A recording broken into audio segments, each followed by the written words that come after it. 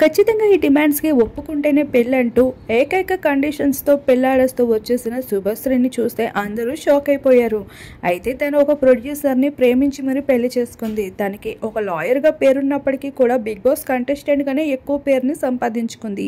తను వేసుకునే బట్టలు, తను ఉంటున్న తీరు ఎంత ఖరీదు అంటే ఒక ఇండస్ట్రీలో స్టార్ హీరోయిన్స్ చేసినంత మెయింటెనెన్స్ అయితే శుభశ్రీ చేస్తూ ఉంటుంది.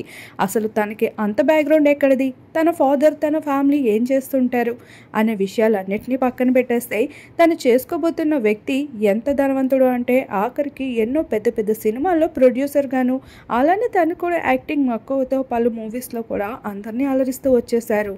ఏజే ప్రొడ్యూసర్ మైసూర్ అంటూ తను పెట్టుకున్న పేరు ఎంతో డిఫరెంట్గా ఉన్నప్పటికీ తన లైఫ్లో కూడా అన్ని డిఫరెంట్ మిరాకిల్స్ జరుగుతూ వచ్చేసాయి.